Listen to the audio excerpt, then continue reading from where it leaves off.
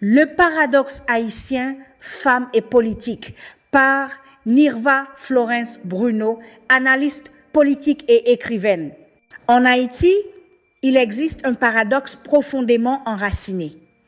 Les femmes constituent l'un des piliers fondamentaux de l'économie nationale, mais demeurent encore largement marginalisées dans les espaces de pouvoir et de décision. Cette contradiction révèle une réalité plus profonde, le sexisme structurel qui traverse encore une partie importante de la culture politique et sociale haïtienne. Depuis des générations, les femmes haïtiennes portent une part considérable du poids économique du pays. Elles dominent le commerce informel, assurent la survie quotidienne des familles et soutiennent les réseaux communautaires. Dans plusieurs régions du pays, ce sont elles qui maintiennent littéralement la circulation économique malgré l'effondrement institutionnel et les crises successives. Pourtant, au moment d'accéder aux sphères décisionnelles, une résistance culturelle persistante réapparaît, celle qui considère encore que l'autorité politique demeure un territoire masculin.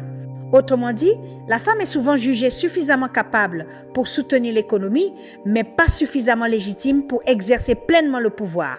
Cette contradiction plonge ses racines dans une construction historique où le leadership masculin a longtemps été associé au contrôle symbolique de l'espace public.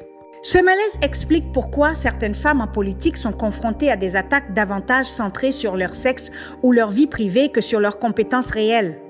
Et pourtant, les femmes ont déjà démontré depuis longtemps leur capacité de gestion, leur endurance économique, leur aptitude organisationnelle et leur résilience sociale. Le problème n'est pas la compétence féminine, mais la difficulté historique d'une partie de la société à accepter le partage réel du pouvoir. L'accès des femmes aux responsabilités publiques ne devrait pas dépendre d'une obligation légale, mais découler naturellement de la reconnaissance du mérite et de l'égalité citoyenne. Dans une démocratie mature, la présence des femmes au pouvoir ne devrait plus être considérée comme exceptionnelle, car la compétence n'a pas de sexe.